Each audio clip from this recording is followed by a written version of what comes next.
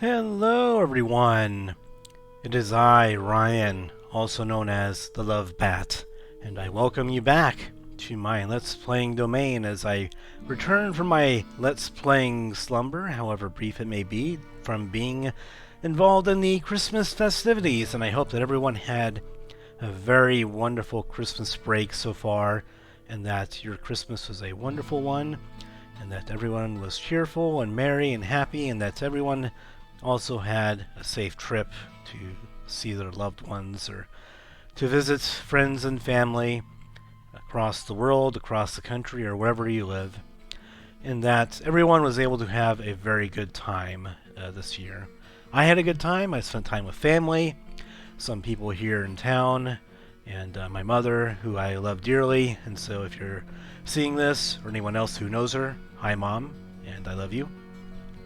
But now that Christmas is kind of, well, it's not necessarily over. The break is still going to be going on, and so is the family time. But I figured that the best way to celebrate with a Christmas episode would be to, being the good Christian man that I am, I would celebrate it by deciding to do Battle with Evil once again in my Let's Play of Diablo 1 with the Belzebub mod. I think I mispronounced it in the first episode. But essentially, the Belzebub mod adds obviously widescreen support. The resolution does look better than it usually would, and I went over more of the details of it in the first episode and other things about this first Diablo game and what it's like. But for the most part, it's mostly the same, except for the fact that whenever you leave the game, it functions kind of like Diablo 2 does, in that you go straight to town. You don't end up saving anywhere and then start right where you left off. You have to start back in town and then re-enter the dungeons and the places that you fight monsters and things like that, which is how Diablo 2 works. But Diablo 2 has a much better waypoint system. There's more areas and locations to explore, so it was maybe somewhat necessary that maybe they couldn't do a save anywhere mechanic with the second one. But the original game with the first one, you could start wherever you wanted, or save wherever you wanted, and start right back there, right where you saved it, like the exact same spot. But in this game, because it has another feature of the mod that I'm using, the Belzebub mod, is respawning enemies. So the enemies in the dungeon, when you come back to play the game, will respawn, so that does make using the waypoints and such a bit more necessary, because you don't want to have to keep replaying through levels that you already completed, and then you have to go and deal with more monsters that you just rather not deal with, especially if you're a sorcerer, where you can't just breeze through the monsters. You have to kind of carefully chew your way through them with magic. Anyway, so let's go ahead and talk to Ogden here. He has something on his mind with the exclamation point. The village needs your help, good master. Some months ago, King Leoric's son, Prince Albert, was kidnapped. The king went into a rage and scoured the village for his missing child. With each passing day, Leoric seemed to slip deeper into madness. He sought to blame innocent townsfolk for the boy's disappearance and had them brutally executed. Less than half of us survived his insanity. The king's knights and priests tried to placate him, but he turned against them, and sadly, they were forced to kill him. With his dying breath, the king called down a terrible curse upon his former followers. He vowed that they would serve him in darkness forever. This is where things take an even darker twist than I thought possible. Our former king has risen from his eternal sleep and now commands a legion of undead minions within the labyrinth. His body was buried in a tomb 3 levels beneath the cathedral. Please, good master, put his soul at ease by destroying his now cursed form. Okay, so we have a little bit of a plot twist here. So what Ogden is kind of talking about is that the king, like the king of the realm here, his son Albrecht was who people were looking for, and who went into the dungeon here to find, and that's the Archbishop Lazarus, as we saw with one of the other quests here, the Butcher in particular. People went down into the dungeon, and the Archbishop Lazarus got a mob of people to go down there and trying to find the king's missing son. Now, apparently, back when that happened, I assumed that the king was still alive, and that's why they were looking for their son. But they were unsuccessful, and so the Archbishop Lazarus led everyone into a trap, and many people were butchered and murdered. The butcher in particular was able to do a lot of the damage there, but other general monsters and monstrosities also did the damage. And so you can kind of assume that, in a way, the Archbishop Lazarus from the Butcher quest maybe had a thing or two to do with kidnapping the king's son, and then maybe turning his mind into a cursed depression state, and just really turning against everyone who knew him, and everyone they tried to get him to think, let's try and, look on, we have a kingdom to run, we have people that are counting on us, we have to try and pull it together as best we can. But the Archbishop Lazarus, he probably hatched a pretty devilish plan, if he does say so himself, to kind of get the king against everybody else and really pull a fast one on everyone by rallying up a mob to go in there and get murdered by demons and things like that. So the Butcher and the Curse of King Leoric, they kind of have some similar, ties, because it relates to his missing son. The missing son is a big plot point of this game, as you can see, and it's kind of what caused a lot of chain of events to happen the way that they did. Let me pause for 1 second. I gotta go ahead and blow my nose real quick. Okay, I am back, and so, I am unpaused. But, yeah, so as I guess I explained before, so we're going to have to do some things in the dungeon below there. We're going to deal with the Butcher and avenge the death of the townspeople that lost their lives there, and avenge, I'm sure, Farnham the Drunk, whose lots of friends ended up perishing when they went down below to try and find King Leoric's son, Albrecht. And then we have a poisoned water supply to deal with. As you can see here, the water does not look blue or anything that water should look like. So the poisoned water supply is something we also need to go ahead and deal with here as well. And then, as we heard just before, a little later on we'll also be able to go ahead and face King Leoric and help remove this cursed existence of his, and to maybe help him find peace in the afterlife once his cursed form is no longer inhabiting the mortal realm. So maybe we can kind of clear some things up with that and lay his soul to rest somehow. Hear over, psst. Chamber Butcher, the From Spell Portal Town the cast. Saying am I what see?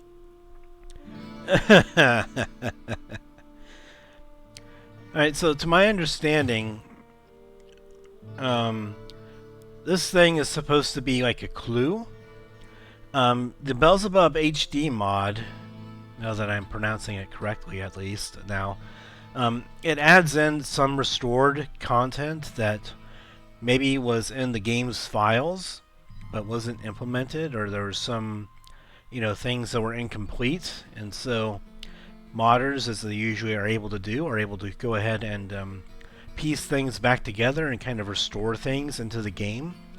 And this aspect of the game is one such thing that has been restored by the Belzebub mod, and that is the Butcher's Chamber.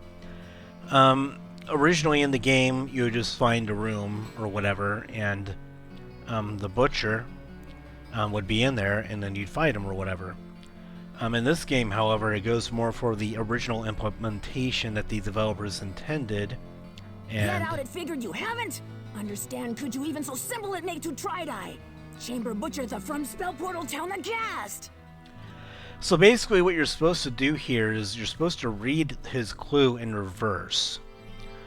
And it's basically saying, cast the town portal spell in the Butcher's Chamber.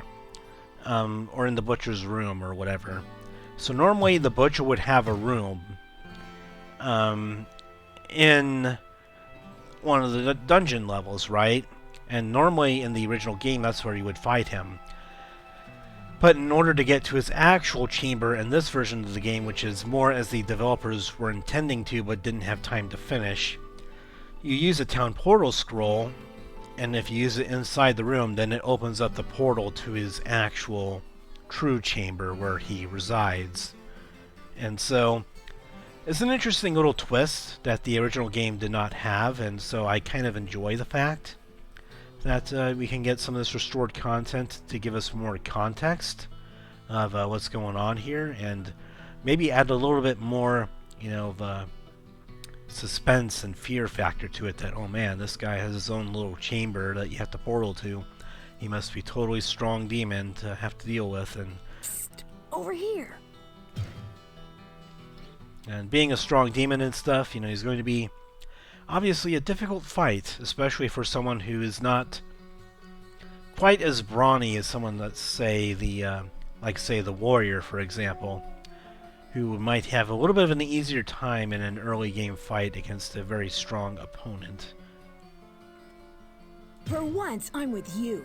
My business... Okay, so I already talked to him about that. What about this one? I know more than you think about that grisly fiend. His little friends got a hold of me and managed to get my leg before Griswold pulled me out of that hole. I'll put it bluntly. Alright, so I think we also talked to him about that. What about the Curse of King Leoric? Look, I am running a business here. I don't sell information, and I don't care about some king that's been dead longer than I've been alive. If you need something to use against this King of the Undead, then I can help you out. So I doubt that the king has been dead longer than Word's been alive, considering that some of the events that have befallen us have been more recent. Because I doubt that they would be looking for the king's son so long after the king has already died, and considering that the whole reason that the king went crazy in the first place and had to be killed was because his son went missing. So, like, if you think that looking for Albrecht years after he disappeared is going to yield any results, then that's probably a very futile attempt to find him and to rally up a mob.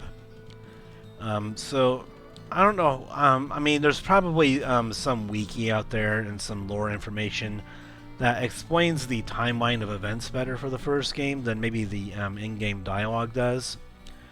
But it seems like the townsfolk getting riled up by the Archbishop Lazarus, which tied into the Butcher and him, you know, killing a lot of the townsfolk, that seems to have been something more recent, especially since we found one of the villagers right outside the cathedral in relation to that quest. So, I don't know. It's like, it's hard to know exactly when the king died based on in-game clues here, and how long has the son actually been missing, the prince.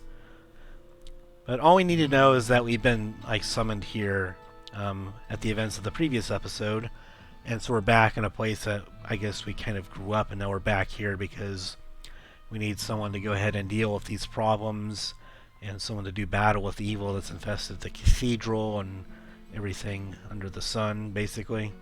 I sense a soul in search of answers. The lair of the Butcher is steeped in demonic power, and casting any spell of passage there could cause unexpected results. Alright, and so I guess if anyone's not able to figure out the other clue that Wirt gave you when talking with you, Adria here also gives you a clue that transportation type magic would also be able to portal to his chamber, essentially. And so, basically the only transportation spell of any note that you get would be Town Portal, especially early on in the game. That's really the only spell that you have access to that allows you to teleport in like any kind of fashion. So yeah, there's also that clue there, which is probably also restored content that was unimplemented dialogue that was in the game's files somewhere that went unused. The dead who walk among the living follow the cursed king. He holds the power to raise yet more warriors for an ever-growing army of the undead. If you do not stop his reign, he will surely march across this land and slay all who still live here. Oh, points well taken. Yeah, usually you don't want to leave an army of undead to kind of fester and then just cause more problems and multiply and all kinds of bad things. Because usually where there's one undead, there's more that are sure to come, or there's a necromancer looking to raise more of them, or things like that. Alright, so we don't have any gold here to really be able to do much, so we're going to have to go back into the dungeon here.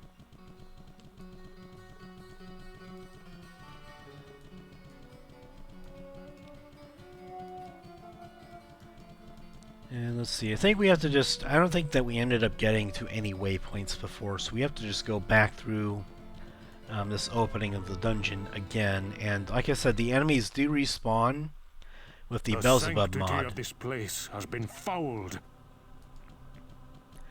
And so because the enemies respawn here, that basically means that, well, we're gonna just have to keep on chugging along here. I'm not exactly sure why he says the line again when you enter the dungeon, because I've already been in this dungeon before, obviously, so I'm not sure how the dungeons are implemented here, because usually it looks like we have perhaps some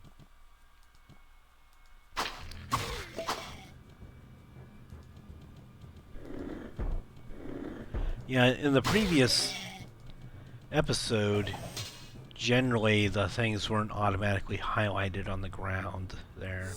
Usually I would assume you'd have to go and press like some kind of button to identify them.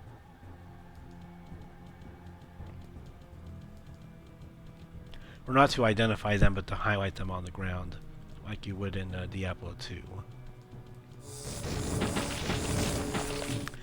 Basically, some aspects of the mod bring some elements of the game more closer to what Diablo 2 implementation was, with waypoints and then the respawning enemies in areas that you've already been to.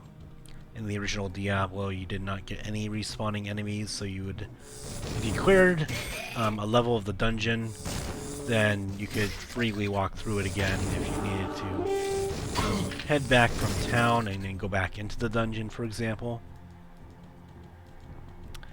And it looks like we have gained a level, but we have so many enemies we're not going to be able to take advantage of that level just yet. But we have a little bit of crowd control here with charged bolts, so we're going to just kind of send it into the fray here and see how this works out here. Doing battle with many vile demons and undead right now. Of course, they are the weakest kind in the game, but you know, any dead undead is a good undead. That's a paradox if I ever heard one. But essentially we're trying to lay as many of these souls and demons to rest. Okay. So, a Book of Charged Bolt. This is actually pretty helpful, because now we can go ahead and just use the Charged Bolt without needing the staff to do it. Now, with the staff recharge skill being different in the mod that I'm using compared to the original, we can go ahead and keep using the staff for quite a while and just recharge it with our skill. But later on we might want to use a different staff that maybe has a different spell in it, or maybe gives us a boost to magic or mana. That might be helpful. Hunter's Bow could sell for a decent amount, so I'll go ahead and take that.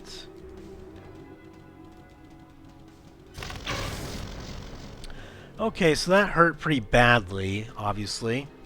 Some traps are definitely worse than others as far as having to take the hits. And because you can't exactly run in this game to move really fast, obviously makes it a bit difficult to deal with trying to avoid them. So go ahead and read that right now, and then let's go ahead and get the staff recharge going. And you know what? I might want to go ahead and just put the staff recharge on some kind of hotkey here. Just that way it's a bit easier to go ahead and use that.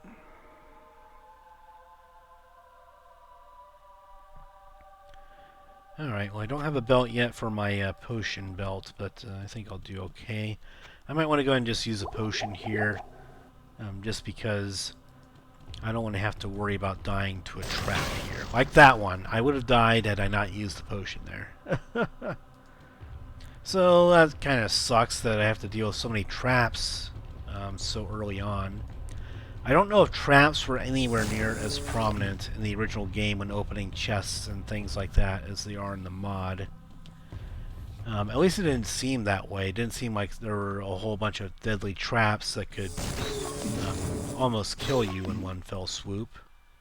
Oh, I don't want to get too close to the zombie. Okay. Oh, I don't want to get too close to that one either. It's hard to see that zombie behind the wall there. I didn't really see him because he blended in way too much. And then I have the healing spell, right? Alright, so I do have that. So I probably want to make sure that my hotkeys are doing okay here. So F2 for that's fine. I don't know if I want to use Holy Bolt yet. I think I definitely want to have heal. So let's do that. No, I want you to be F4. There we go. Let's just go ahead and heal ourselves instead of using potions. That might be better here. Okay, and then we'll switch back to charged bolt. And let's take him out.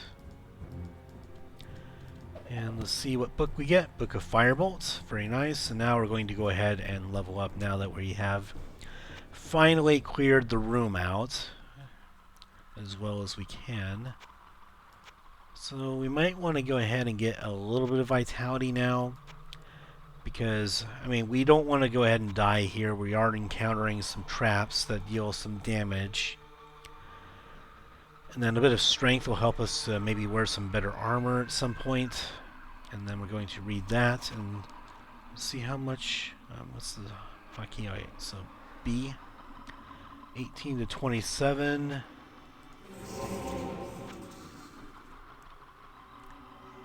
20 to 29. So we're steadily getting a nice little increase on our firebolt damage here for single target damage. So if we encounter any strong enemies later on, and once we get to the second level of the dungeon, then that could be pretty useful.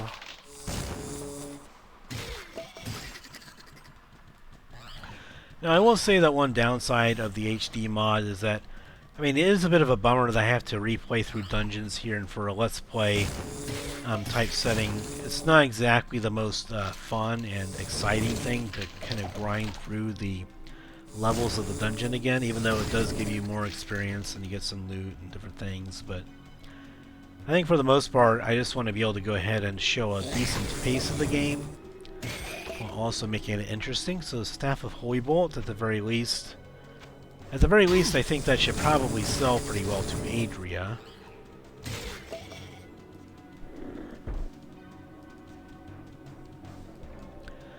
Should sell decently, I imagine, to Adria in her shop. I don't think we're going to need Holy Bolts on a staff, because we already have the spell ourselves, but again, anything that has decent sell value is still decent enough to keep on for selling value. Alright, so a trap tried exploding in our face, but we just kind of shrugged it off.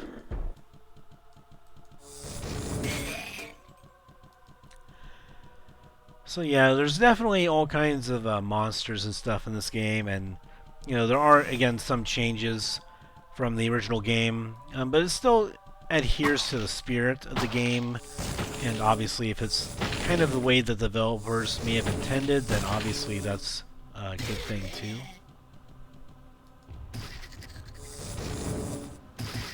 Alright, so we're kind of making some good work of these fellows. And then we're going to go ahead and see what's over in this room. If I find the entrance to the second level of the dungeon, I might just go down there. Maybe the reason why the map makes it seem like I didn't enter this dungeon before is because I didn't get to the second level of the dungeon last time before ending the episode. So maybe I need to at least get to the second level of the dungeon first before doing much else. Okay, so I'm going to get surrounded here.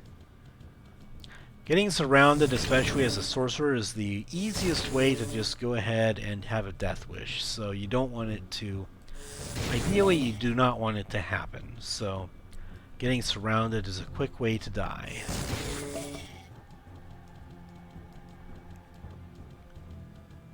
Okay, so let's get away from these guys. And I have to recharge my staff again. Let's go ahead and do this. I have some skeletons going after me. Let's get some of this action going on. Let's see. And then, there we go. Yeah, since I'm not really using mana on attack spells right now, I can just save my mana for the healing magic.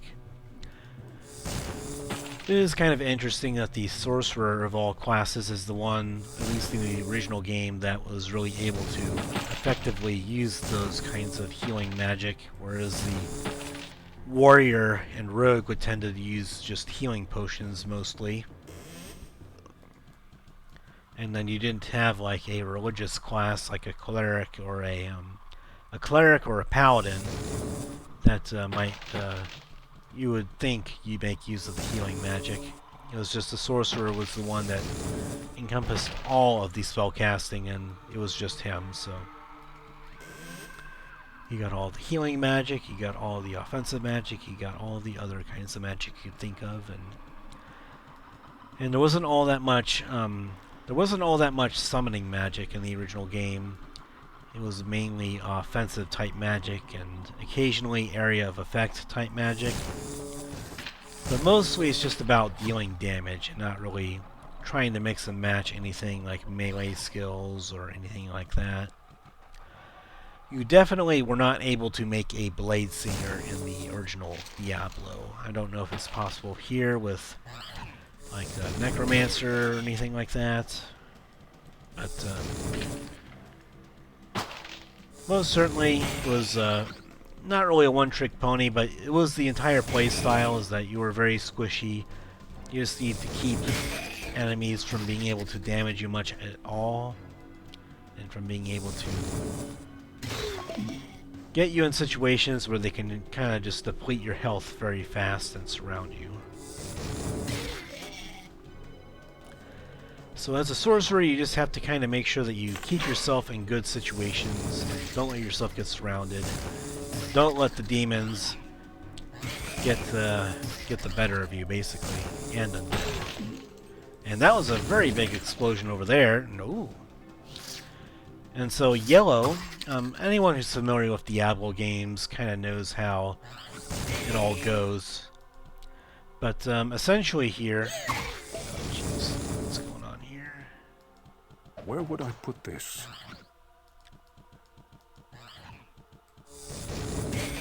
So basically, I guess as I was saying before, yellow items basically means it's a unique item, and then a blue item for the text color means a regular magic item. And so, anyone familiar with the Diablo games would already know that, of course. But it is something that carries over to the second game, and then there are some other things that are added in. Like there's green text for things that are called set items, where you have items that are part of a set, and if you wear more items in a set together, you get unique bonuses from them.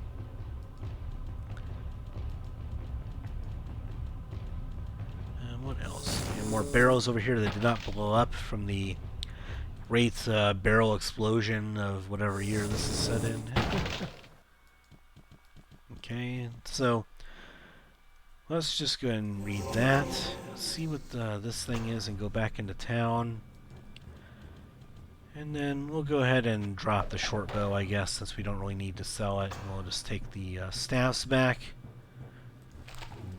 And let's go ahead and use the town portal, because that's just way quicker, and go back in.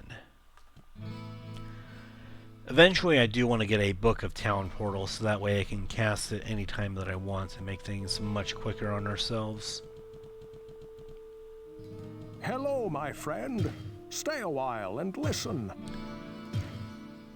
Staff of Dyslexia does not sound very promising, but here we have, I guess it's technically, like, this is a rare item, I guess, in the mod format, for the Belzebub mod, but in the original game it's just basically called a unique item, I guess. I don't know if there's different tiers of rarity in this mod that was implemented, but that's like the general idea. -1 to magic, I do not want that. Don't want. Holy Bolt. Chaos Branch, so we get some resistances from this. Heal Other, obviously not a spell that we care about, unless it's a multiplayer game, and we're not doing multiplayer with this game, I imagine, so. The resistances are nice, but I don't know if it's necessarily terribly important here. Not early in the game, at least, but I mean, it'll cause damage from traps to do less, but there aren't too many reasons to worry about the resistances this early, and I like having Charged Bolt here and just being able to pop that off as much as I want. I think I'll keep that for the dexterity. Well, what can I do for you? Okay, so let's go ahead and sell him this, and then let's sell him that. And then let's just repair the equipment that we're wearing.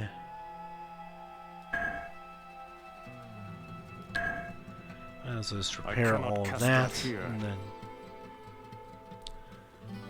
I guess I should have checked if there's any items I want to buy from him before repairing my stuff, but oh, that's actually a pretty good little sash, which is a belt that you wear. But unfortunately, it is very expensive. +4 to magic is great, and then adding more potion slots would also be great. But that is very expensive. Alright, so I don't think I'm going to be able to get any of that. I could just buy a basic sash and just have it for the extra potion slots, which is not a bad idea.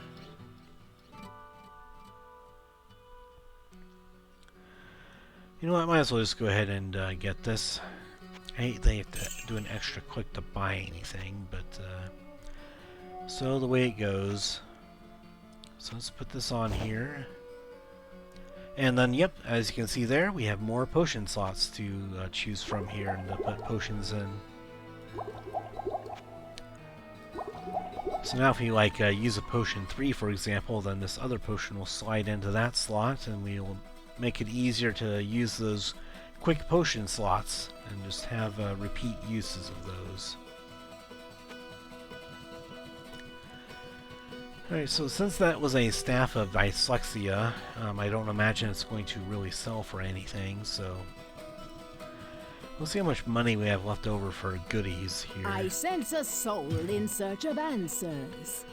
Yep, it sells for very little. I guess it has some value because it has a spell on it, but other than that, not much going. Not much going with that one either. I guess if it's not magical, then it's not going to sell for very much. And then that'll at least get us a nice chunk of change. That's also very expensive. 4 to magic and 17 to mana would be great, but I just cannot afford that. So it looks like we have some other spells here. Frost Shard and Telekinesis. Telekinesis is like a ranged open containers and doors kind of spell.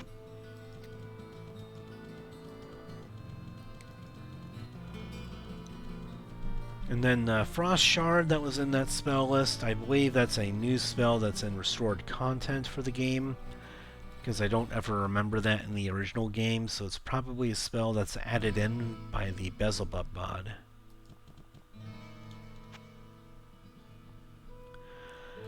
Alright, so we have one more town portal scroll left. And then let's go ahead and might as well just recharge that now. It doesn't reduce the amount of charges, so we don't really lose anything from just using that early.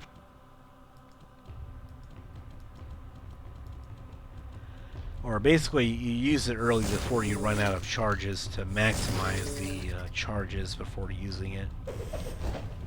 And I guess we ended up finding a sash there, so I guess I didn't need to buy the one, but still, it's nice to have it anyway, and just having that insurance was enough that I wanted to just go ahead and buy it and make sure I had it. Also clears up a slight bit of inventory space, so that way you don't have as many potions in your inventory cluttering around.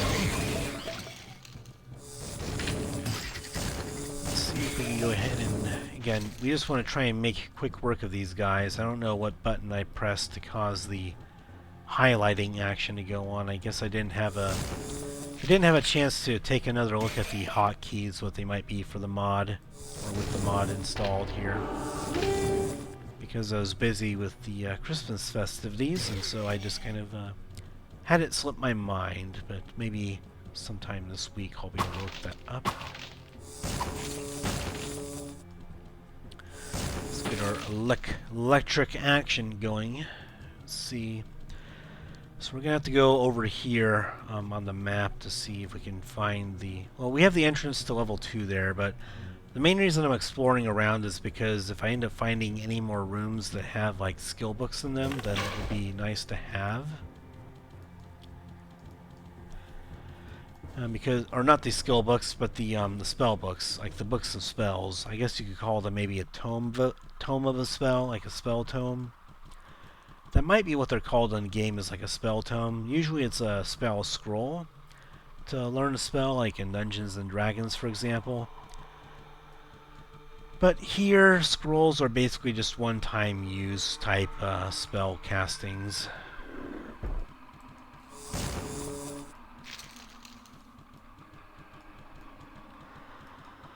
Let's see what we find over here. Not much. Just some barrels to open. Nothing special in any of these. Okay, and now it's over here. And again, I'm not going to spend a terribly high amount of time on this first level again. I'm just, the goal's not even worth it. I'm just going to go ahead and keep on going. Usually I'm a bit of a hoarder, but since I've already been through this level before and everything just respawns, you know, it's kind of like I don't necessarily need the extra stuff there.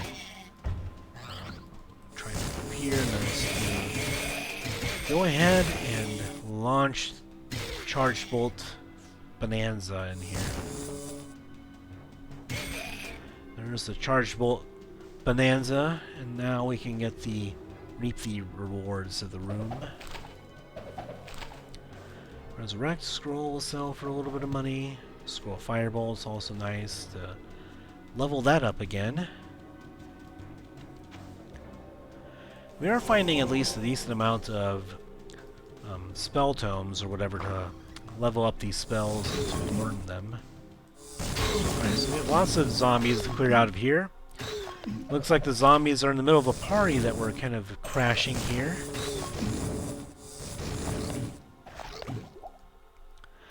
Identify saves us a bit of money identifying it from Canes, so we'll take that along. I don't know if you can end up getting a Tome of Identify to learn the spell yourself, but if you can, then obviously that will end up saving us some money down the line. Book of Healing, nice, so that'll make healing better for us. And then we have some things to identify when we get back to town.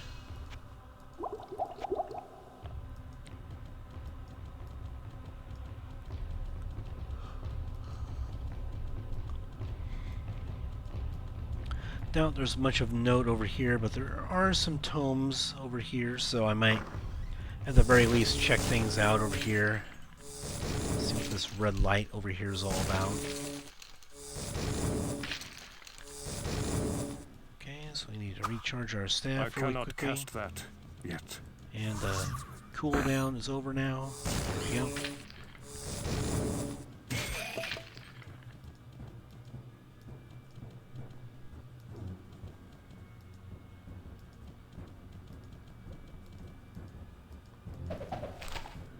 Inferno might sell for a little bit of something, I guess. If it's not a spell that you plan on using for a one-time use scroll, then it's a matter of how much does it sell for, and do I want to keep it in my inventory based on how much I can get for it at the shop.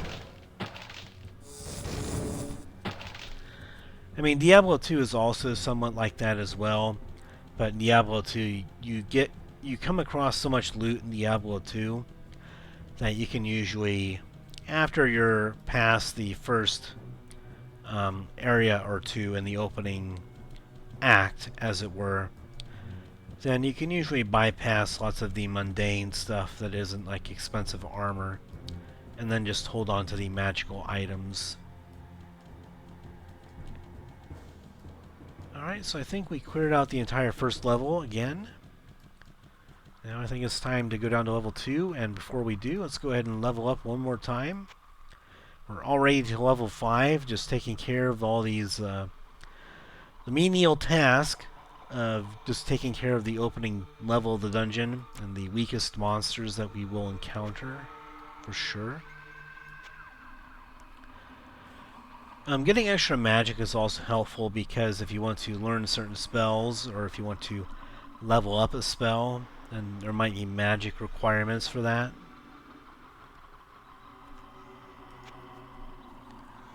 Alright, so we get our health up a little bit, so that way we can, again, just survive a little bit easier out here. And again, it's too bad there isn't like a save game button that I can use here to try and make it a little bit easier on myself to get through these dungeons here. I don't know if we'll have a waypoint in this level of the dungeon or not. Hopefully we do. And so we're encountering some different enemies here already.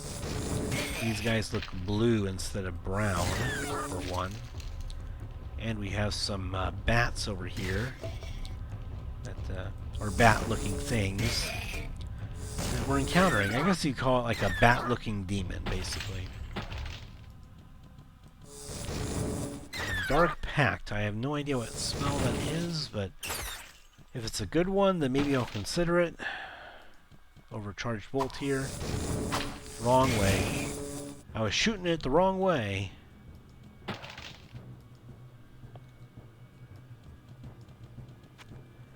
Okay, let's go and see what this spell does. I cannot cast that. Alright, so there's a yet. 2-minute cooldown still left on that. Okay, so I need to go here. And while I'm doing that, I need to take care of him right there. Excellent. Excellent once again. Where is Dark Pact at? Whoa.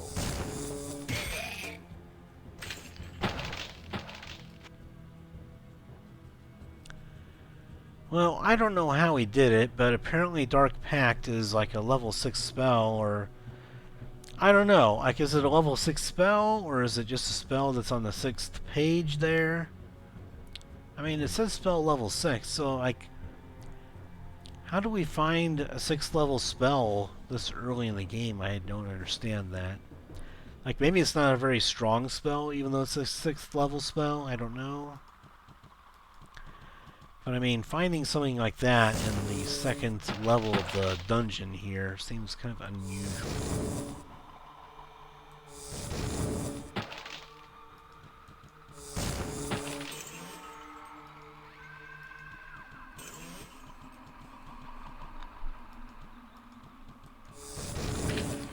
Okay, so we usually unique creatures, which is what the yellow text of the monster name says, basically. Basically tells you that it's a unique creature, and usually unique creatures also have this little aura around them, like the little light radius aura. So you can usually know if there's like a unique creature somewhere that's like in a certain room somewhere, based on if there's like an unusual light that is there. Looks like we have a waypoint over there that we're going to want to make use of.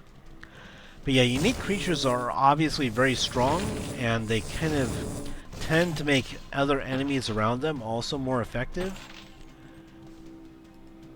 Okay, so we got gold and a magic short sword against him.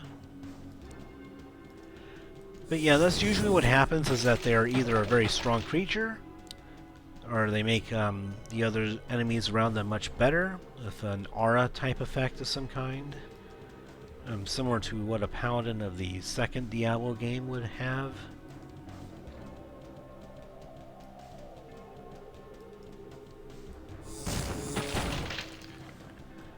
Alright, let's go and take care of these. I just want to try and stay far away from the barrels so I don't have to tank the trap damage here. Kind of do things from a safe distance with charged bolt here. Okay, nothing on the ground there.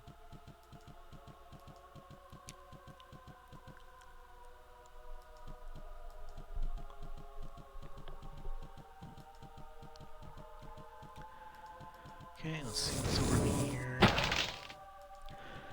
Not a lot there. Okay, so I'm gonna have to go ahead and yet again, I need to recharge my staff here. Kind of making a habit of it, but I guess in place of not reducing the maximum amount of charges on your staff when you use the skill, instead the skill just has a cooldown for you instead to limit the amount of times that you can go ahead and spam the magic from the staff.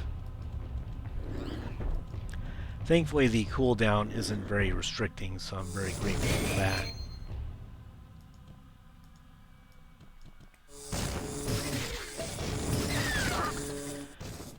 More demons and undead here to have to deal with. Alright, so the water passage, so I'm assuming, oh geez, that's another unique creature. We do not want to get tangled up with him. Sometimes it's hard to notice in the heat of the moment that you have a unique creature on your hands. Ouch, ouch. That is very ouch. Time to spam, spam, spam, spam. There we go. That did it. Sometimes you just have to rely on the power of just spamming a spell, hoping for the best, like it's spraying a shotgun into a room full of enemies, and you just gotta hope for the best. Spray and pray. But yeah, we were able to go ahead and get enough damage going in there where we were just able to pump it in fast enough to where it just couldn't get close to us again to threaten us. So we have a magic sash there that we're going to want to get identified very soon. It also does seem like the amount of magic items that are dropped with the mod also are kind of increased a bit. They seemed a bit more uncommon in the original game of Diablo here. Let's go and pick the... Where's the healing potion? Oh, looks like there were some scrolls here that went straight into my potion belt, which I don't want. So let's go ahead and drink that and put those over there. And put that there. Okay. So for now we just have our charged bolt array, just kind of leading the charge for the most part. Later on I think I'm going to still use firebolt a decent amount, but for now charged bolt as the crowd control is kind of getting the job done. And it's mainly because we don't have very many narrow passages or corridors to worry about. So something like crowd control tends to do better when you have like open areas like this and lots of enemies that are coming after you. And since we can recharge our staff, it kind of makes things just kind of cost effective, I guess. So right here we're just going to just get free hits on these guys. There's not much they can do if they can't open the door. So doors are definitely the weakness of some enemies, where they just cannot target us no matter what they do if they can't open the door. Yeah, a little bit more strength there. And then they occasionally make those noises and stuff like that. They sometimes make that noise when they're attacking as well. But that's kind of like, I don't know if it's like a taunt or if it's just like a flavorful type noise for the little demon creatures, but let's go ahead and add some of that. Add another couple of hit points there, because as we saw against the unique creatures that we fought, you really need to take them out before they can close in on you. Kind of put the smackdown on you. But if they do get close in on you, then you have to be able to deal with them and not die from them. So taking a few hits, just like in D&D, is sometimes just something necessary that you have to plan around, because you will take some hits even as the almighty sorcerer.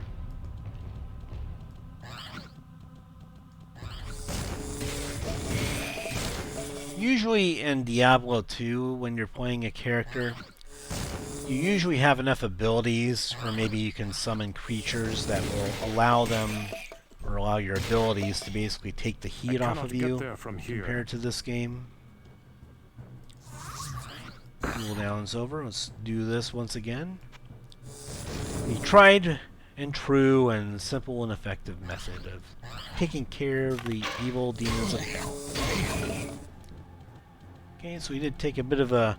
We took a bit of abuse there, a bit of demonic abuse, so... Oh, I want to make sure that I can get some healing in there. Oh, I pressed the wrong hotkey button. There we go. That's the spell I want.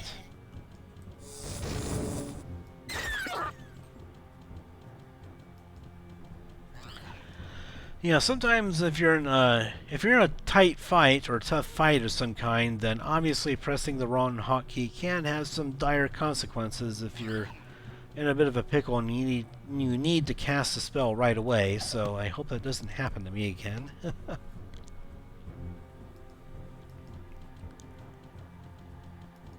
All right, so we're not really finding too much over here other than the tome here.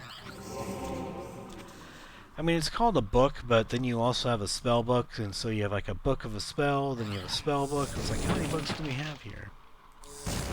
Because usually they would try and differentiate it between, like, you have your spell book, and then you have things like scrolls or tomes or things like that, which would contain spells on them, and then you scribe them to your spell book from their scroll or paper that they're on. Right, so we have telekinesis now. Excellent, so now we can potentially open things from a decent distance away now.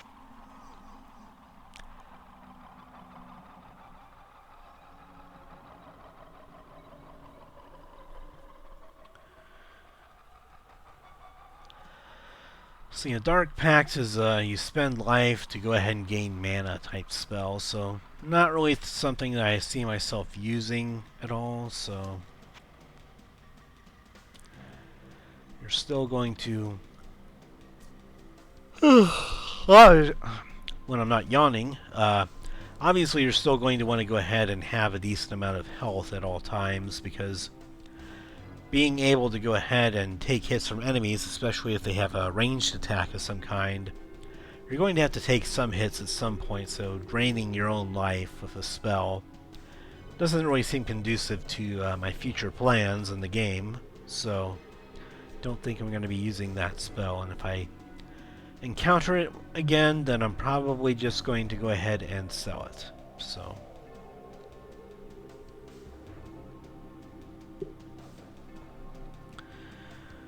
Let's see, I guess I'll go ahead and do an F5 on this one. Maybe I might be able to use it to open some things. Or I could go ahead and, instead, I could go ahead and put that as like an F3 hotkey. Then I can put U on F5 if I want to use something other than the staff to cast Charged Bolt.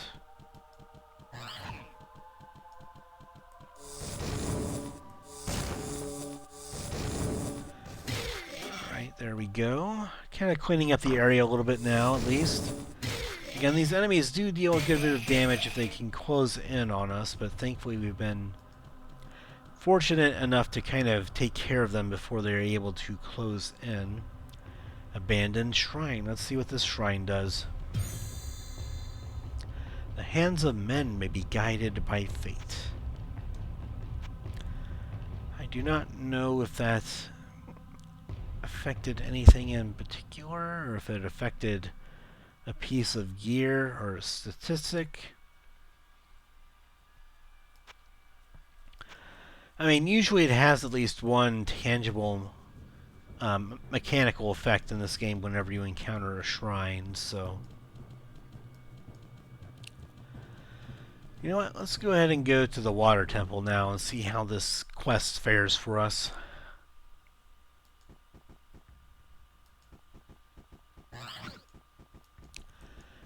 So we got some demons over here that need taking care of.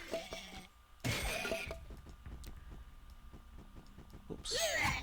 And then charging up some charged bolts at them. You see, this is more of a, you know, linear type path corridor area that like I was talking about, where Firebolt's more effective in scenarios where you can kind of snipe people down long corridors and things like that, because it's a bit more accurate at longer range and trying to snipe enemies.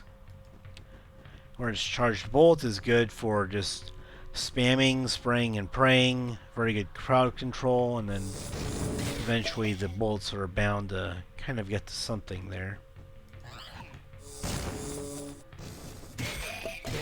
Whoops.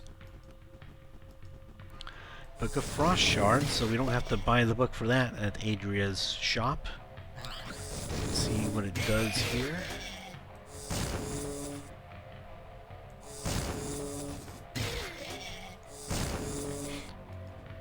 So we got more enemies that we have to take care of. Here we go.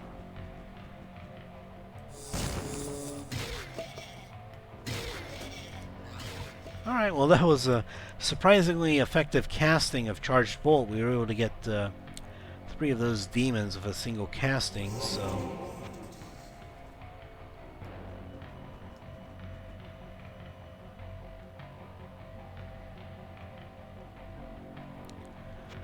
Alright, so let's go ahead and check up and see what spell that we learned here.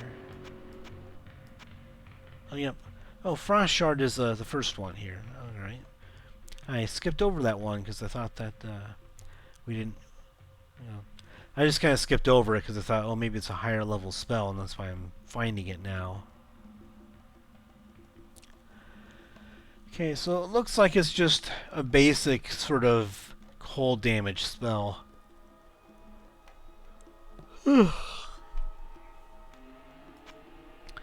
So I don't know if I'm going to be using that yet. Maybe later it'll be useful to slow down strong enemies at me.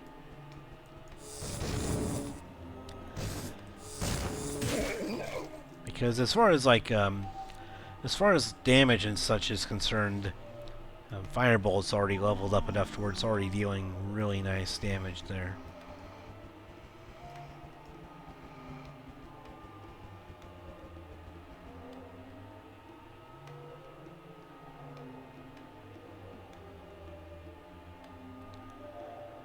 Alrighty then, so let's see what we got going on over here now.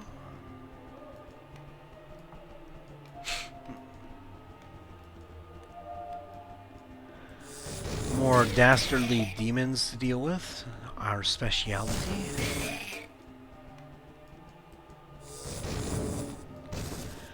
And if I remember correctly, I think in order to go ahead and,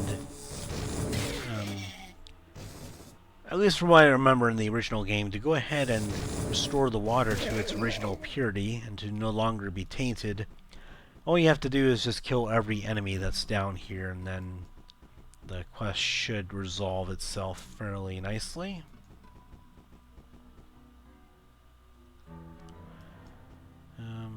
Yep, so it looks like there is a unique creature over there who's a ranged attacker, so this could be a little bit challenging here. Let's go ahead and put that scroll over here. So I just want to have some healing potions ready in case I need to heal from a strong attack that they have. So we're going to take them down. Spam this as much as we need to. Just looking for strong single target damage. Let's get him. Burn him. Yes, we got him. And we took his Superman cape from him. So we have that on our hands. We have some magical gear here that I think we want to get identified along with turning in the quest when we take out the rest of the enemies here. Okay, so we have some more open potion slots here.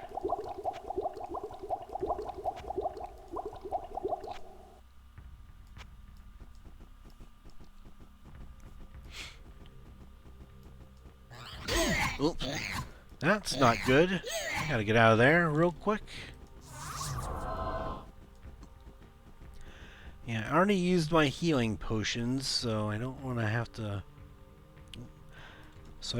worry about getting killed already. Especially after I took care of what seems to be the sort of big bad of this area. Okay, so I have to recharge my staff here. There we go. Alright, all is well in the world once again. Now that I can keep on charging up some bolts, sending them their way, and sending them back to hell from whence they came, I hope. And this area does seem somewhat reminiscent of one particular area in Diablo 2 called the Den of Evil. And so the Den of Evil is just basically an early game location where you're asked to go in there and clear out all the enemies to kind of restore purity to that particular den that's kind of been infested by the sort of the entity of evil, like the idea of evil that's been kind of corrupted and etc. And so you go in there and you clear out the enemies, and then basically you end up restoring it to its original state, and it's no longer tainted by evil. So it does kind of remind me a little bit of that small little side quest from the second game that maybe more people are familiar with. Except in this one it's arguably more important because the water supply means that, well, basically everyone dies if you can't drink water. Whereas a den being evil, like, we can just avoid the den if we really had to. But they're both very similar quests, and obviously both need taking care of in each respective game. They're integral to people for different reasons, I guess is what I should say. And so that noise that we heard there, that we usually hear when we level up, I think that's supposed to indicate that we completed the quest, or a particular quest that we are doing. So now that that's taken care of, I think that we can eventually town portal back to town. And then we can go ahead and sell some things, get some things identified, and then turn in the quest to Pepin the Healer back in town.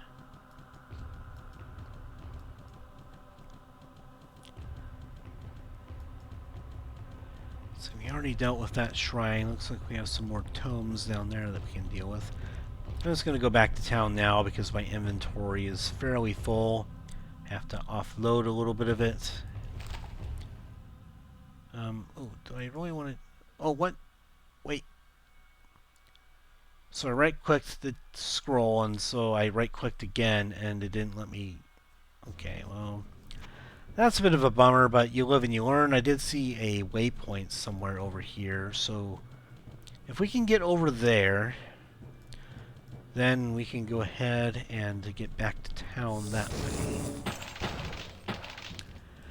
And I think adding in the waypoints mainly was done for the mod because of the respawning enemies, and so you don't want to have to keep going through the game over and over again since there's no save anywhere feature like there was in the original game. So because you can't save anywhere to save your progression, you instead rely on waypoints the way that Diablo 2 did, where if you went to a particular area, then you can just utilize the waypoint, and then that allows you to sort of fast travel, as it were. Oh, and I think I want to get out of here if I can. Can I get through there? No, I can't. Oh, yes I can, actually. There's a spot over here. I want to get back to town because I really, really want to be able to identify some of these items and equip them if I can. And turn in the quest first.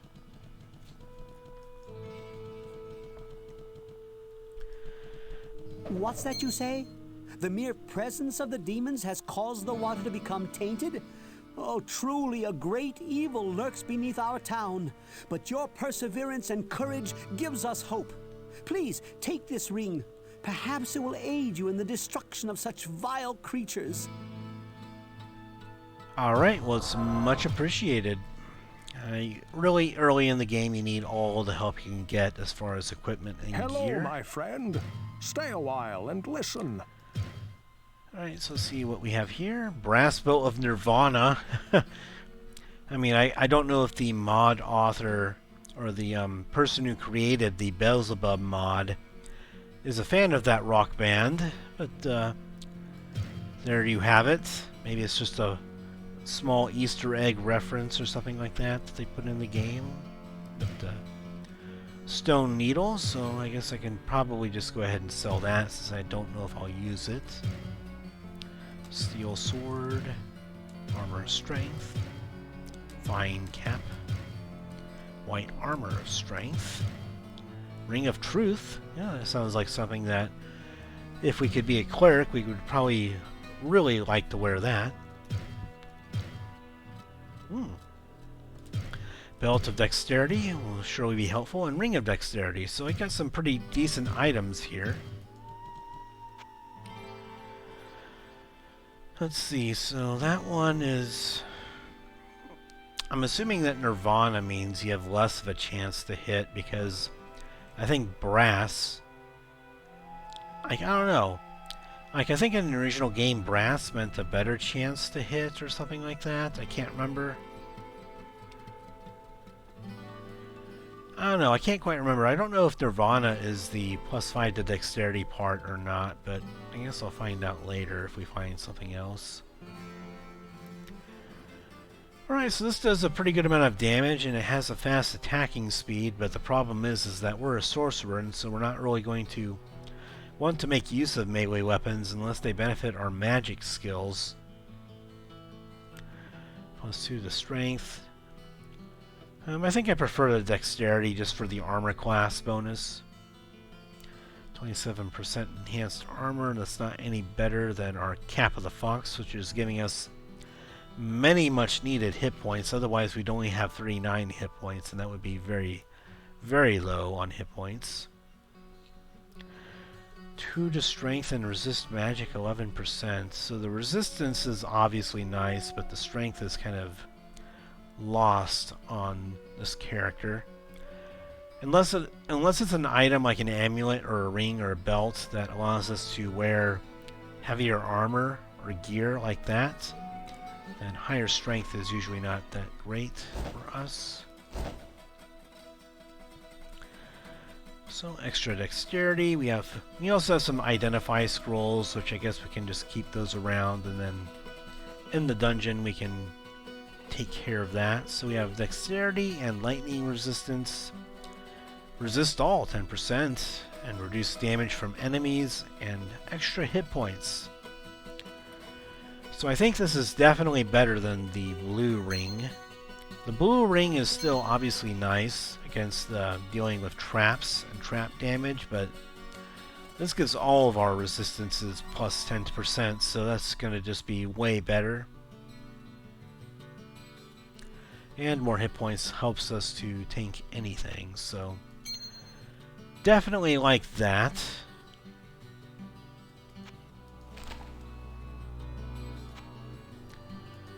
Alright, so let's go ahead and talk to Griswold here and sell a couple things. What can I do for you?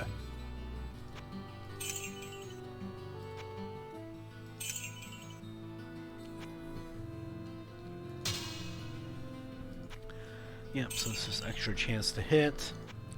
Not going to use that, unfortunately. Not going to use this. Better to sell it because it's probably worth more sell value than just a plain helmet would be anyway, so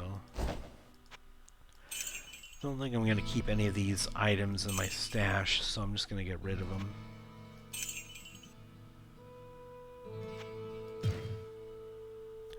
Right, and then we have to go to Adria to sell these. Alright, so we got a cool little ring out of the Poisoned Water quest.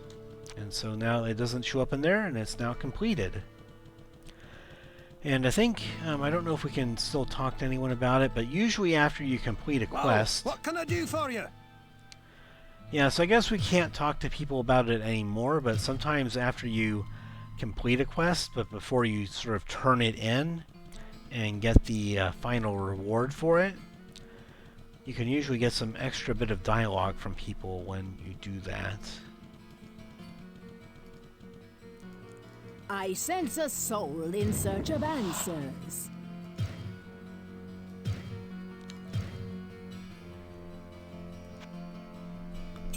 Let's see, we don't need healing scrolls because we already have the spell to be able to cast it, so...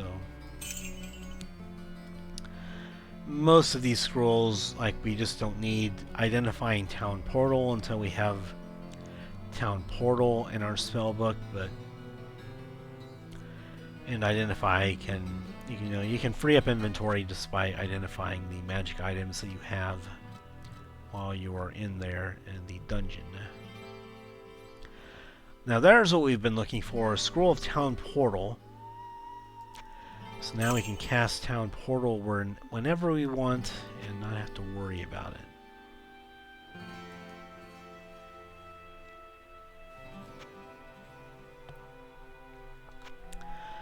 Alright, so that is going to be a big game changer for us. Now we don't have to worry about continually buying scrolls and having to worry about the availability of the spell.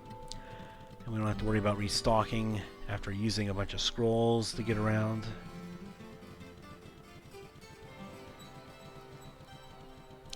And it also allows us to go ahead and cast a Town Portal spell from the Butcher's Chamber as well for that quest that we were talking about earlier.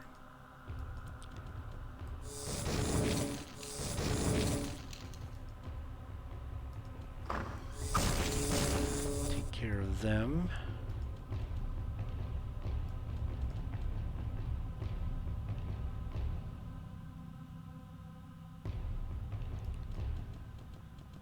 Alright, now let's turn on the map here. So we rushed into this room because we are dealing with a unique creature here, so how many charges do I have left on that? 15? Okay. So yeah, whenever you're dealing with a unique creature as a sorcerer, you just need to deal with them as fast as possible, because when they hit you, it's going to hit really hard. So you have to be very careful.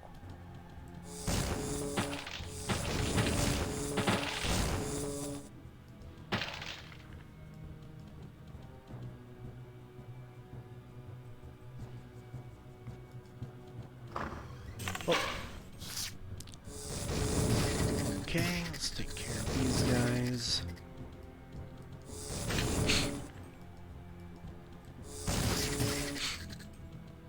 Nope, I I am out of charges. I have to recharge my staff real quick. There we go.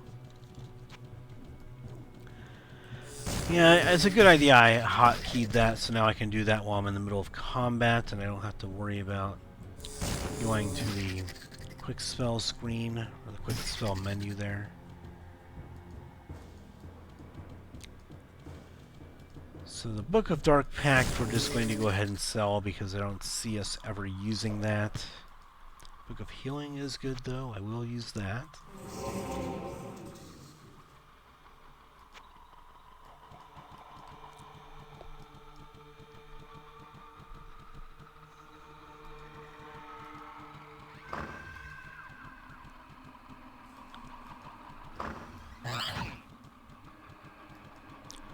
I mean, I could be wrong, but I think I heard some kind of magic spell I cannot get or there something. from here.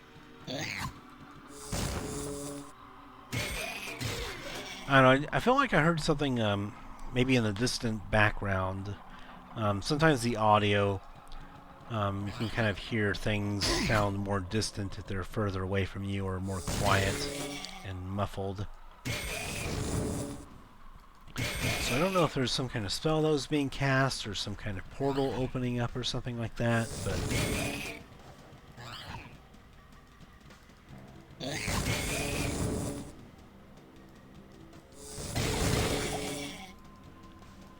Alright, kill these little annoying flies of demons.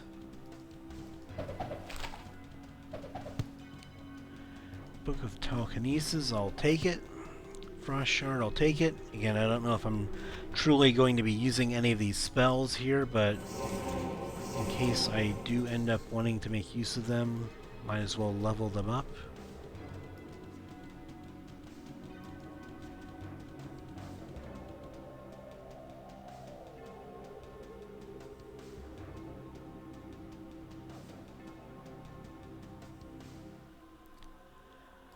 Alright, so let's go ahead and...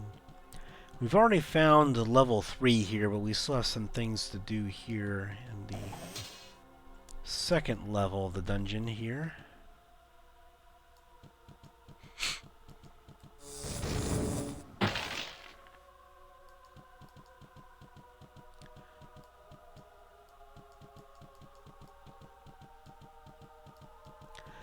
And now you can see a room down there that we kind of avoided earlier because we wanted to go to the waypoint and avoid the unique creature and everything. But this, it's what looks like the original Butcher's Chamber. And so that's why it has a bunch of blood and then bodies like strewn about there. Because the Butcher originally would just appear in this chamber and then you would just fight him right here in the dungeon. But here it appears that he's not here, and instead to be able to face him you have to go ahead and go an alternative route here, which is namely you have to go ahead and cast Town Portal and make use of that. So let's go ahead and get this out there. And so Town Portal, I might also want to hotkey that one. Let's do F7. Sounds like a good number to use for it. Keep these spells hotkeyed back here as sort of mainly out of combat type uses, or non-combat type uses, I mean. Well, Telekinesis I might use occasionally for opening things, like a door. Alright, so let's go ahead and switch to Town Portal now and see what happens.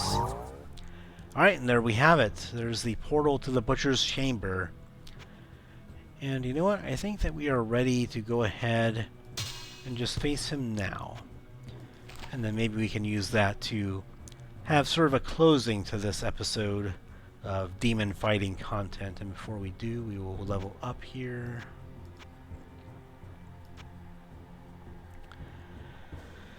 We definitely want a little bit more extra health there to deal with, again, a powerful enemy and one that is sure to try and kick our shit in. And let's see how this goes. And maybe we can also recharge that later. recharge it after doing a bit of work in the butcher's chamber here to deal with his cronies, I imagine.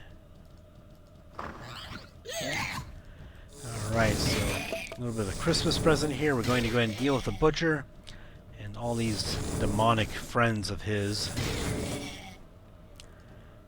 Gonna celebrate Christmas, gonna celebrate the good Christian things and things like that. We gotta go ahead and do Battle of Hell and fight them back.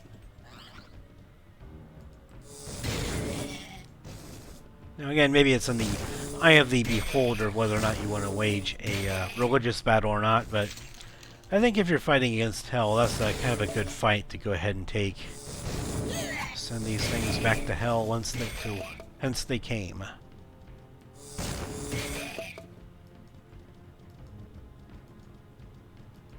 Yeah, and there are some other games, like many games out there tend to utilize the good versus evil kind of trope, and so, you know, it's not unheard of to, you know, be fighting the good fight as the good guys in most games, especially role-playing games, where there is usually some kind of overbearing evil or evil force that you have to worry about. And so it's kind of up to you or people in relation to you to overcome such force or such forces that are at play and to deal with them maybe in the way that you see fit depending on the game. Sometimes it's just fighting them and it's combat. Sometimes there's role-playing and decisions to be made. And other times it's a mysterious type of entity that you don't know much about at all. So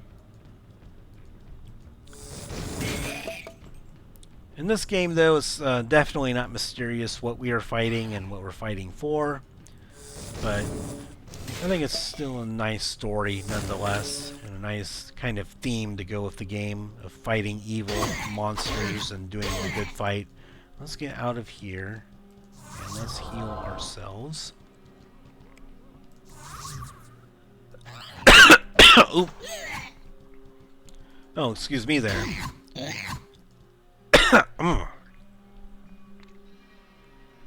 One moment.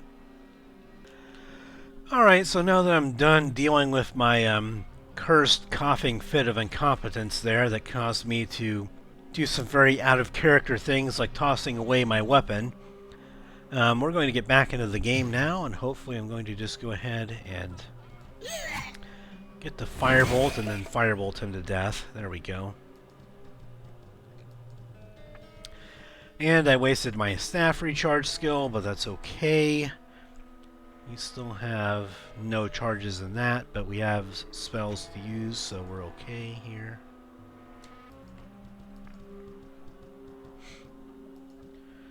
We do have charged bolt, and we can cast it without the staff for now.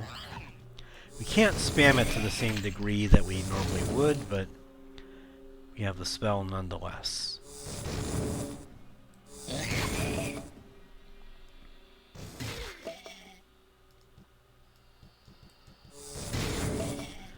There we go. And we might as well just use a mana potion now.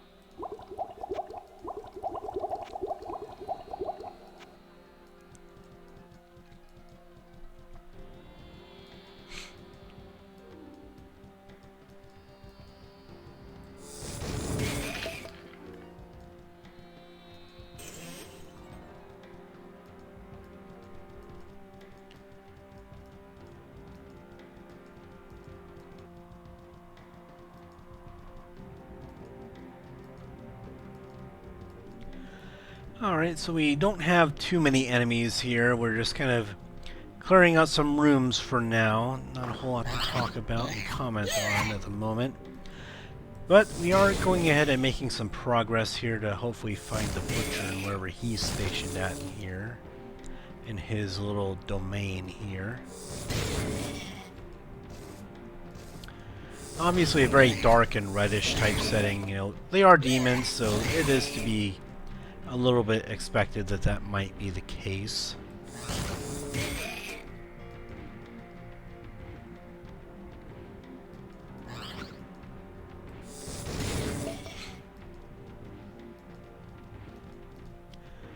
See, we're not finding too much loot here, but that's okay. Alright, so a lever, I imagine, is probably going to open up something to wherever the butcher is stationed at, so might as well pull on that.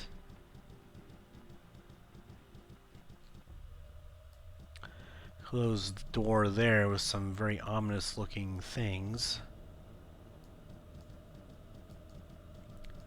There's a closed door over here too. Don't know if there's more than one lever that we need to pull here, but that's okay.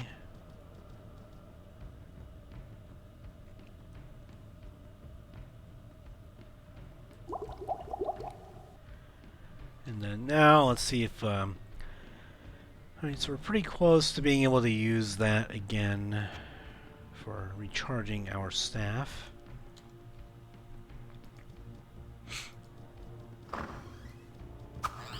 Looks like we have more enemies here. Come here, you undead, and get what's coming to you. There we go. Clean up the mob here.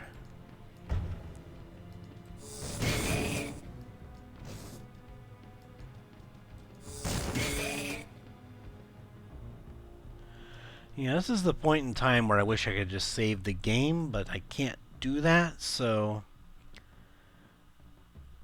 yeah, this is going to be interesting, I suppose. You know what, I can just go ahead and town portal back to the town, and, I don't know, maybe stock up on things I think that I might need for a boss fight. This is going to be the first major boss fight of the game. Unique creatures are usually tough, but the butcher, from what I remember, he is just one tough son of a bitch. He does not want to go down.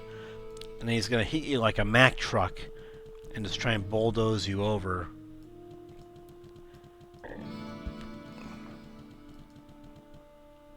What ails you, my friend? Let's go ahead and get... geez, I have to keep clicking here. Let's get a couple of these healing potions here. I think we're going to need them.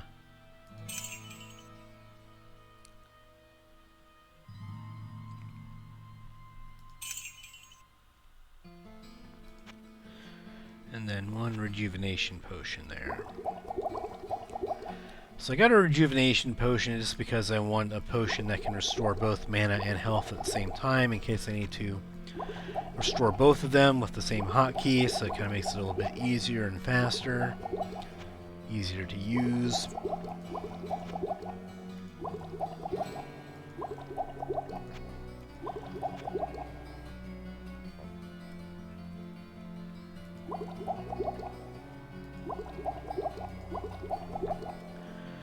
Alright, let's go and use a scroll of identify on the robe.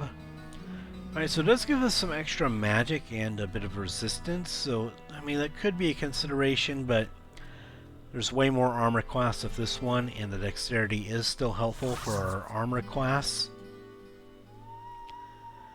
And way low durability, but it does give you resistance. On a weapon, low durability is like a death sentence because you, like, the whole point is to attack with it, right? And so one durability basically makes it kind of useless because then it's going to break very quickly, and then usually, at least from what I remember in the original Diablo, whenever an item breaks, it's like gone forever, I think. Like, you can't repair it after the fact if it becomes like fully broken. I think in Diablo 2 it would usually just make an item unusable until you repaired it, but I think in Diablo 1 the item was just plain destroyed. Like, I could be wrong. Maybe that's changed in the mod here to where it doesn't have like permanently destroying items from the durability loss, but I sense a soul in search of answers. oh, I want to talk to her about these. And then let's go ahead and 500 gold is nice for something that we aren't planning on using. I guess we have to. Do you take robes? You don't. That's interesting.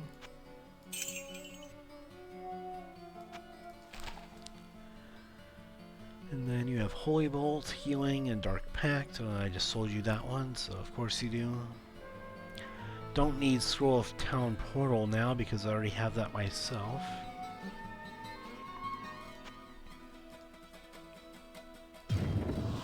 There we go.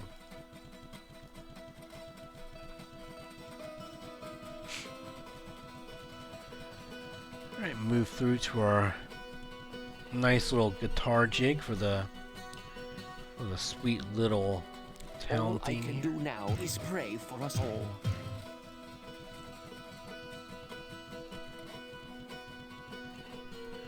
And let's go back to Well, Griswold what here. can I do for you? Sell him some of these magic items.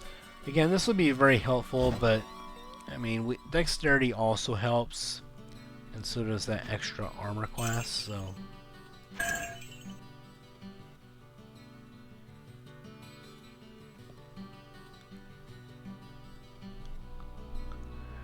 Alright, so there's nothing too special here. There is a +5 magic sash.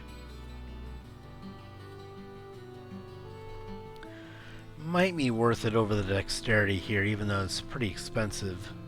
But it's not as expensive as the other one that I was looking at before that would cost around like 5,000 to 6,000 gold, which would have wiped my storage bank clean of money here. You know what, I'm just going to go ahead and take it. It's possible that it might get replaced pretty soon, but you know what, I'm not going to go ahead and... I cannot cast that here. Like, especially if I'm going up against a tough fight here, there's like no reason to hold back on it, so let's just go and get my magic as good as it can be.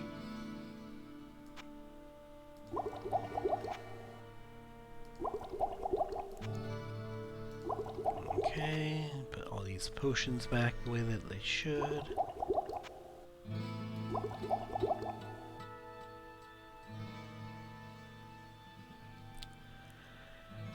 Alright, so I don't think that I need anything else from here. We have our magic sash now. We have a couple of extra potions. We have an identify scroll.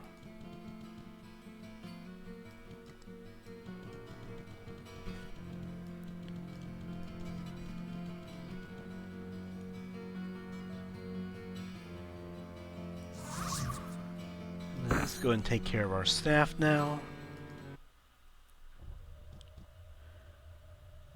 Alright, let's bring the map.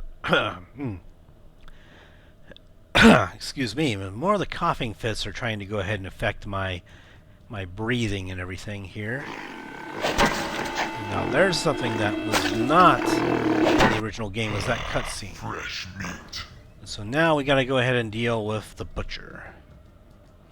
And not become his fresh meat. Okay, so we take care of him. He hits like a Mack truck, so we gotta stay away from him as much as possible.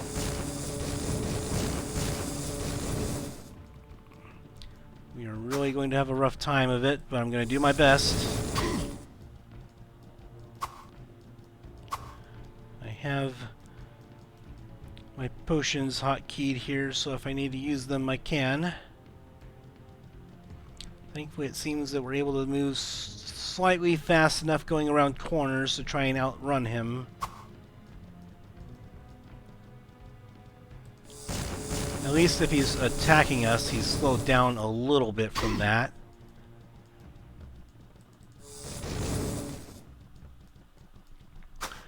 So I think the key here is to just keep on running after he attacks, try and get some distance on him, and then spam him with some spells here. In the original game, I think this is actually a bit more difficult because we couldn't just spam spells with a staff as often. With recharging our staff. Come on, let's get him. Ooh, that hurts a lot. Hurt quite a bit, actually. Can we get him? No! No! God. Staff ran out of charges at the wrong time. Come on, game. Throw me a bone here. Oh, that's still recharging. We gotta get this going. And oh, he's regenerating health too. That's not good. We gotta kill him. Dead are now avenged. Oh, crisis averted. We killed the butcher. We avenged the townsfolk. He dropped some interesting loot here. As you can see, a cleaver is not a usual weapon that you get access to, but it just says cleaver here, but it qualifies as an axe-type weapon, fittingly. And it is a very powerful weapon that he was trying to beat the hell out of you with before. Yeah, the reason why I didn't want to use the healing spell there is because it might have taken a bit too long to try and cast it, because it would allow him to close the distance on us and get more hits off on us than we wanted, so we just had to rely on potions for this. So, but I am quite happy with that result, because honestly I didn't know if that would go well or not, but we were able to defeat the butcher and his sort of reign of terror down here in the depths of the cathedral, and avenge the townsfolk whose lives he just ruined, honestly. Even the people that survived were very scarred from what he did and what the Archbishop of Lazarus let the people down into. That's still, cooldown is still going on. Let's see what's in the room here. There's not much, apparently.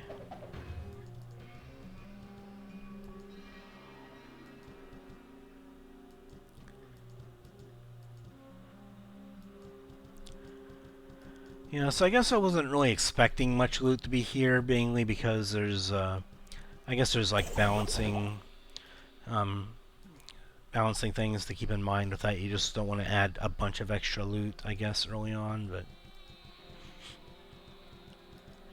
but we did end up winning the fight, so I guess we got several items off of him, and then we got one thing of leather armor from that little chest over there.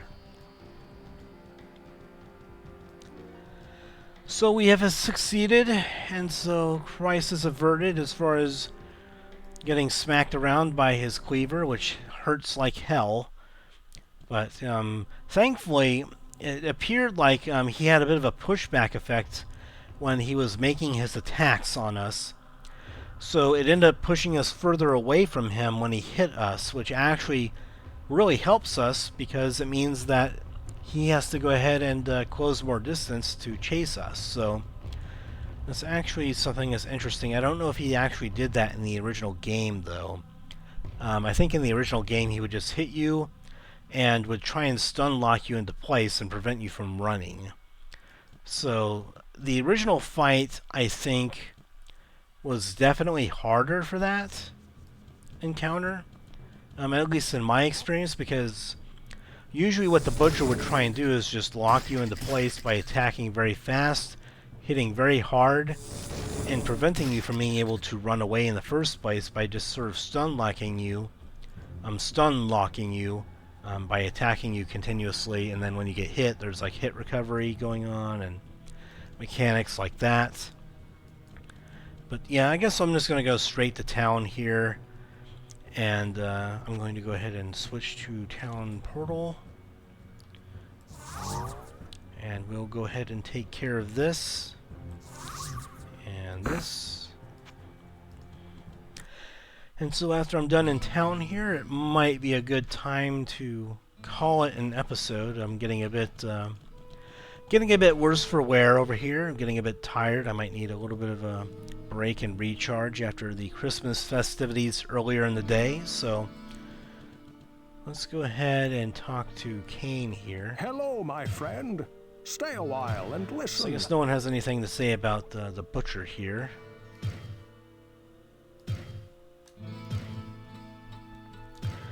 And it's likely a bad dagger, unique item, blue axe, grand armor. Let's see how grand this armor is. 42% enhanced armor. I mean, it's not bad, but I think the attribute increasing items or the stat boosting type items are still going to be better than that.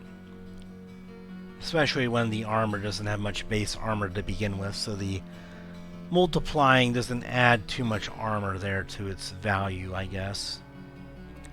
Resist lightning, so it can probably sell for a decent price. And then the Butcher's Cleaver, a unique item where it does varying amounts of damage, but generally it deals very high amounts of damage. And so if you're a warrior, or I imagine a barbarian with this Belzebub mod, then I guess it would be very interesting to go ahead and play around with this and just, again, hit like a truck the way that the Butcher did with the weapon. Low durability is a bit of a problem because it means you have to repair it pretty often, but usually you can go ahead and easily town portal back to town to do that. And then that's also kind of useless, so we're not going to be using any of these items because we don't have hirelings in the first game the way that the second game does. If there's gear that you can't use yourself, Well, what can I do for then you? you're likely just to go ahead and sell it and not keep it around in your stash. A stash would be only for very situational type items in this game where maybe you want something with super high resistances for something in case you encounter an enemy type later on in the game that can be troublesome without resistances, but other than that, you don't usually have too much of a use for your stash in this game except for storing money, I guess. See, I guess maybe I might have been misremembering. I thought that once you reach 5,000 gold pieces, then the gold pieces in your inventory start to stack into other squares of your inventory here in your inventory slots. But maybe in the Belzebub mod, maybe it ends up being much higher than that for your money being stored. Maybe it's just only one slot now in your inventory. So this also sells for a good price. Again, it would be hilarious to go ahead and use the Butcher's Cleaver here on a sorcerer just to see how it functions, but I mean, he's a sorcerer. He's not going to use a big lugging axe. I guess maybe if you're more of a blade singer type or a spell sword type, you might use something like a sword to go ahead and combat enemies and use battle magic, but there isn't really a class in this game that really is conducive to that style of play, so you can't really do it like you could in, say, Dungeons and Dragons, for example.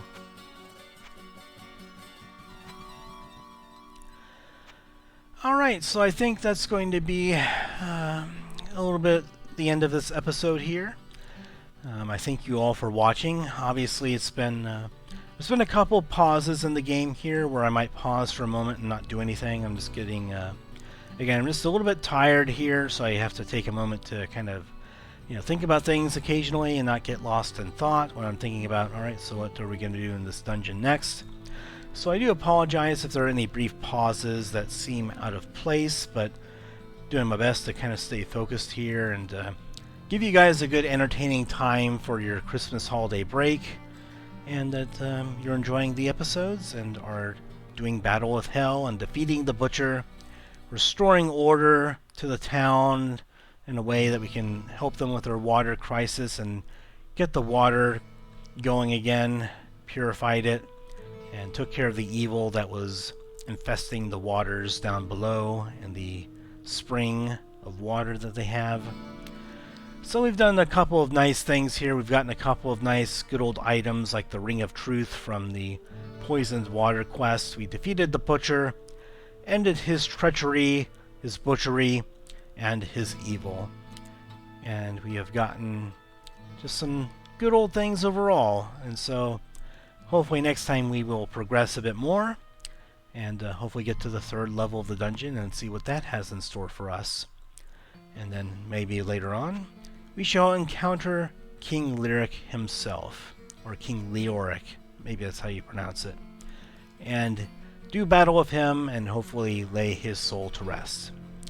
So I thank you for watching, and I hope you all join me next time and that you join me for a good entertaining Let's Play with Diablo 1 with the Belzebub mod. And so I hope you all have a lovely day. Enjoy the rest of your Christmas break. And I hope you all have a great evening and take care.